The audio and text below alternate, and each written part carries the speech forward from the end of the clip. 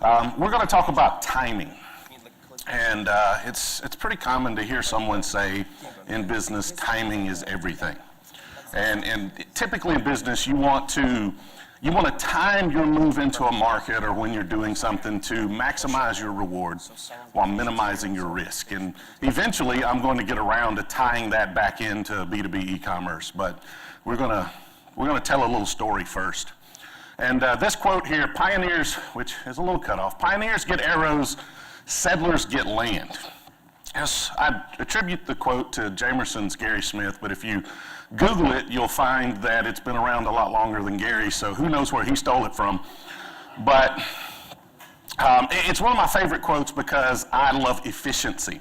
I love efficiency of language and of communication. Now, before you start sending me nasty grams and blowing up my Twitter feed, I did not say I was good at efficiency of communication, and I think I'll prove that more than once during this presentation.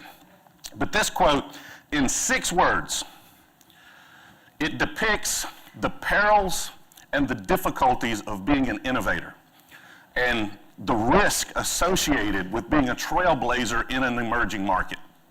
And that in and of itself would be impressive for 6 words, but it also conveys the benefit of timing and waiting for those innovators to go into a market, to lay some groundwork, to blaze some trails for you, to build some roads, and timing your move so that you maximize your benefit while minimizing your risk. And let's see, all right, it works. Okay, so they said it didn't work before, so I had to test it there. And we're gonna talk about, does it do that a lot? Jeez, I can't look down, sorry. We're going to talk about markets in general, and in markets you look for ideal market conditions, okay? And you want to time your move into those markets. And ideal market conditions are typically, just make sense. You've got high reward, low risk, low competition. That's just common sense. There's a lot of money to be made, it doesn't take a lot of money to do it, and no one's doing it. Well, that makes for happy unicorns and happy Bigfoots. But there's a reason why we put pictures of unicorns and Bigfoots on this slide, because those market conditions don't often exist. They're very rare. And when they do happen, it's typically because of some sort of technological innovation, and they only exist for a brief glimpse in time. And so that's why timing is so important to try to capitalize on these market conditions. In an emerging market, what you're typically going to find is high reward, high risk. And it's going to take a lot of work. There's a lot of reward to be had, but it's going to take a lot of work to obtain it. And so you don't have very many people jumping into this market, so you're going to have low competition. VR, for example, you figure out how to bring that to the masses and make it just across the board mass appeal. Well, there's an awful lot of reward in that, but that's going to take a lot of money to do, so the risk is high. And in an emerging market, what you often have is tech that changes the market. Some sort of innovation comes along that lowers the risk, and so you have those ideal conditions. But as you would expect, when you have those ideal conditions, competition starts going up, and sooner or later the conditions are no longer ideal. Now I'm going to tell a little story, and I'm going to try to go as far away from B2B e-commerce as I can possibly go to show how this applies to pretty much any market.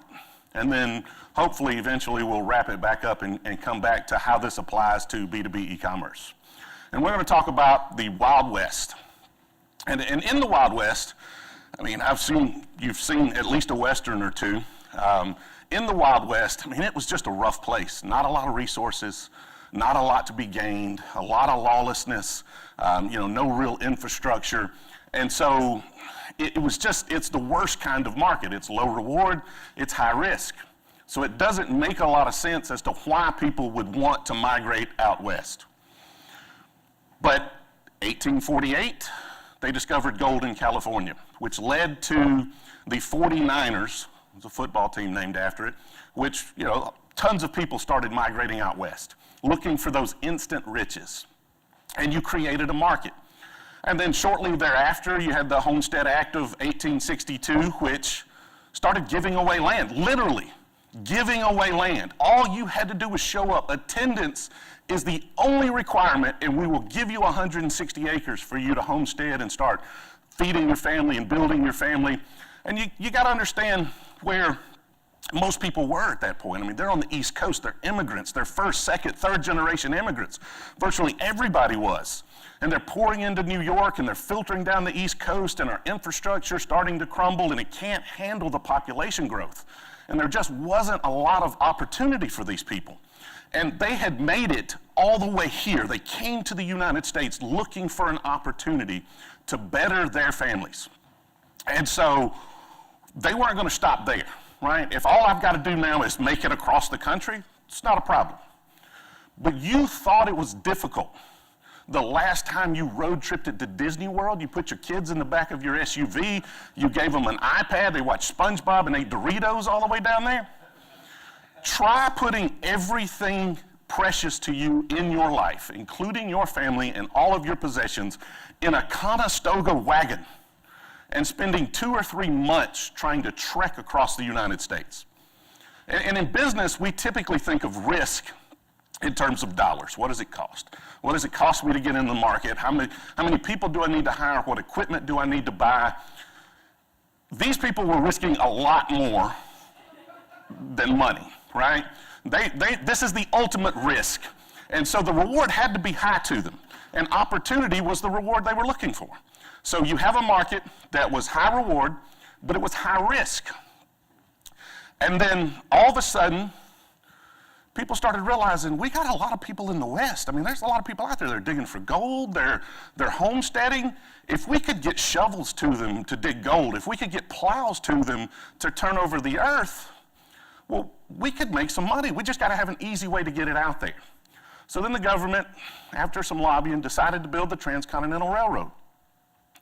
And technology changed the market. And so at one point, one day, if you left and wanted to go west, you literally had to load in a wagon and spend months going. And the next day, you could buy a ticket and spend a few days getting to the same place for the same reward. And that's timing. And imagine, just imagine, you left and you're stuck somewhere in the Midwest. Your ox has died, your wagon's broke down, you're covered in dust, you're tired. You don't know how you're going to get to where you're going. And then you hear a whistle and you look up. And there's a guy in a business suit and a bowler hat and a wicked mustache with it blowing in the wind, hanging out the train window, just tooling by. Not a care in the world. And that's when you realized you've probably mistimed your move into the market. And that's the perils of moving early. Moving early means you risked more than you needed to risk, but moving late has its own perils. And if you move late, then the competition is much higher, so it's much harder to gain the same market share or reward. Now, how does this apply to B2B e-commerce? Well, let's talk about the B2B e-commerce market. B2B e-commerce typically has been high risk, low reward. It's high risk because it was expensive. I mean, it costs a lot of money.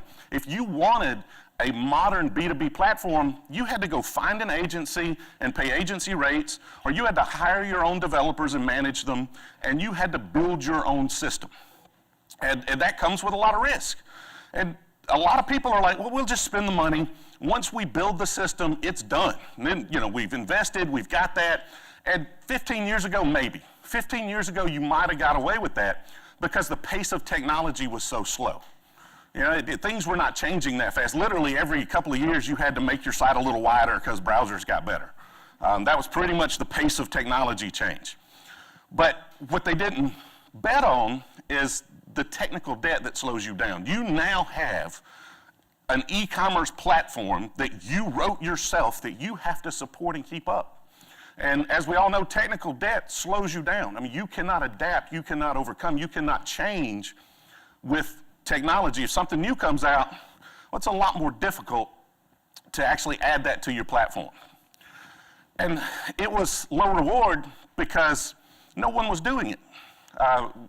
Look around at your competitors. Most of them have some custom written system that's just awful. A lot of people still adhere to this, well, we've got sales reps, and the sales reps build relationships with the client, and that's our differentiating factor, and that's the way it's always been done, and that's the way we're going to keep doing it. And I'd love to talk to those people in a couple of years. But without any sort of need to do it, we didn't have the Amazon that we had in B2C that was just killing everybody and forcing everyone to keep up. You didn't have that pace setter. So the market has just been a little stagnant. There's not a ton of reward. There's not this need. There's not this customer demand for you to do it. So it's the worst kind of market, traditionally. It's high risk, low reward. So the future, title slide toward the end, like a boss, right? What you need to know about the future of B2B e-commerce is that the reward is going up. Industry analysts predict that by 2020, over 25% of all B2B transactions are going to be via e-commerce. Now, how could they possibly know that? I have no idea. Your guess is as good as mine. But they're either really smart people or they're just making the crap up. I'm going to go with smart people because it fits the agenda of this talk, and it just wouldn't make a lot of sense adding it in here if I didn't believe it. But even if we don't meet those expectations, it's pretty obvious that the B2B market is growing and that the B2B e-commerce revolution has begun. And so let's talk about the now of B2B e-commerce, because we've got a lot of people in e-commerce, in technology in general, in the Magento community that are futurists. And we need those guys. We need people out there figuring out what's coming down the pipe. I'm a nowist. I'm really more interested in what can I do right now to actually help my business or help someone else's business. And the now is that B2B e-commerce, the risk has been lowered. And what you have is Magento, the industry-leading e-commerce platform. And don't take my word for it. Call Gartner, call Forrester, get their opinions. If you don't know, you better ask somebody. They released core B2B functionality into their enterprise platform, which means that now in B2B e-commerce, we have ideal market conditions. You have a market that is growing, you have risk that has been lowered, and you have competition that is still currently low. I mean, there's still not a lot of people doing B2B e-commerce well. And Magento releasing that core functionality, I mean, just about every B2B business is going to need things like negotiated pricing. I mean, everybody, you have big customers, you have little customers, and those big guys want a deal. And if you don't give them a deal, your competitors will give them a deal. So if you're going to stay in business, you're going to need negotiated pricing. And if they're going to be able to self-serve, if they're going to be able to go in there and place an order themselves, they need to have their correct pricing. And it's just simple. In Magento 1, you could pull this off. If you wanted to hack together customer groups and just get all crazy with it and add 200 different customer groups and watch your site grind to a halt, go ahead. But now it's in there, it's core. It's enterprise grade, ready to go. Things like quotes, where people can go in and, new customers, they got an order, well, they want to get a quote to see if you're going to give them some sort of discount. Or a smaller customer has a big order. Well, we finally got a big order, let us get a little deal. So you've got quote systems. B2B e-commerce is very different from B2C in how people are buying. And you've usually got larger catalogs and you've got different needs around buying. They're usually buying the same things over and over. And so you've got things like requisition lists or quick reorder. You can upload CSVs of SKUs and order products. So you want to be able to offer the functionality for them to order quickly. Not to mention things that may not apply to everyone, but it's fairly common to have what I call product exclusivity. There's a few different names for it, but you're selling Jamerson shirts to us, and Jamerson employees have to log in and buy shirts. Well, when they log in, they should see a blue Jamerson shirt with a Jamerson logo. That's what they should see. They should not see some default blank shirt. They have to visualize the logo and the color. They should not see someone else's logo or your default merchandise. And when some other company logs in, they should see the products that are right for them. So companies should only be able to see the products that they can purchase. And so it's all there, which allows you to now focus your energy, your resources, your dollars on building features that differentiate your business or are specific to your market. And the features that differentiate your business are always features that you should write. Because if you get it off the shelf somewhere, it's not differentiating your business. Everybody has it.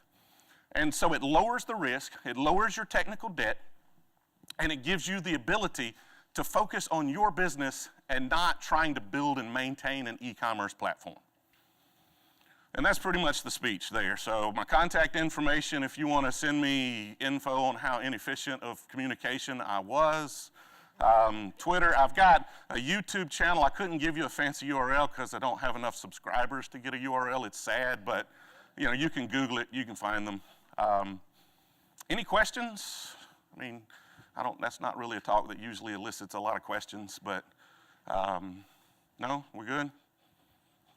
Question right here. Well, it's market share. 25% of all B2B e-commerce is going to be via, or B2B sales are going to be via e-commerce. It's a growing market. So the reward of having B2B e-commerce is grabbing that market share, having the ability for your customers or new customers or someone else's customers that you want to attain, being able to self-service. There's some auxiliary rewards. Typically in B2B, you've got sales reps. Most people have sales reps that are doing any sort of significant B2B.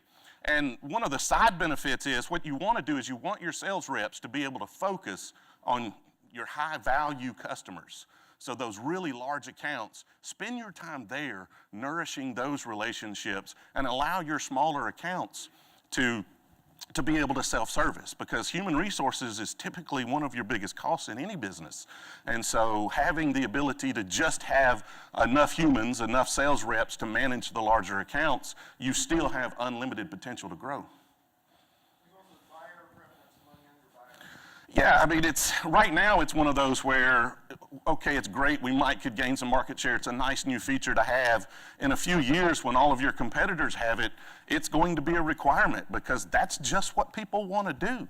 I mean, I'm a late adopter to typically new things like Amazon. I was like, Amazon's good, but I want to buy locally, I'm from a small town community. But once you actually start doing it, I buy everything from Amazon now. Everything.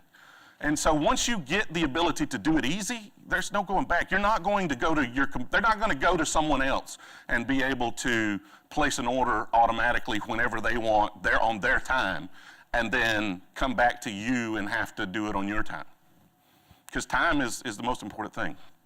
So according to some other studies, they say that the B2B sales force is literally going to shrink by 2020, something in the neighborhood of 20 or 25%. How do you see this technology enable the sales rep in the field calling on this customer to take advantage of the website technology in order to maintain that relationship? I think the B2B sales force is going to be different. Any sort of conclusion you come to, you can find a study to back it up, right? That's just pretty much anything you want to come to. I don't see it shrinking so much as I see it changing. And your salespeople are going to be less about going out in the field and knocking on doors and calling on people. And it's going to be more about using the technology as a tool. And because the market's growing, you're going to need more people to make sure that your customers are taken care of. You still need sales reps to manage the relationship because relationships are always important. You just don't want them spending equal time on all of your clients all the way across your value spectrum, right? You want them to spend more time on the bigger guys and less time on the little guys. And this technology is going to free up their time. It's not going to replace sales reps. I don't see it replacing sales reps. I see it as a tool that your sales reps use to magnify their efficiency. All right, so we're going to have one more question, and then we're going to be done. Yeah.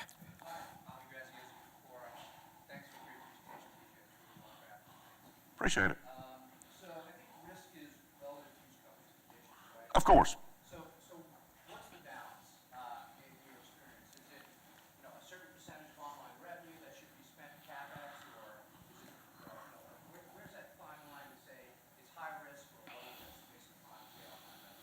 Well, you know, risk is one of those things you can tie it to revenue, but it's not always tied to revenue. I mean, it's different for every business because some businesses can risk money and some businesses can't take any risk.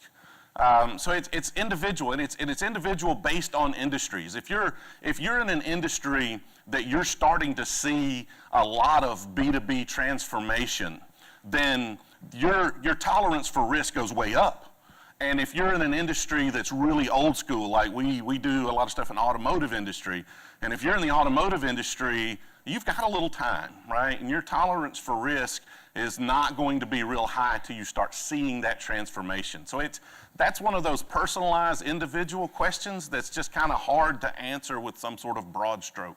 Right, but are you seeing any big correlation between, say, revenue and? Yeah, I mean, definitely if you've got, I get the $5 million in online revenue, it's okay for me to spend $300,000.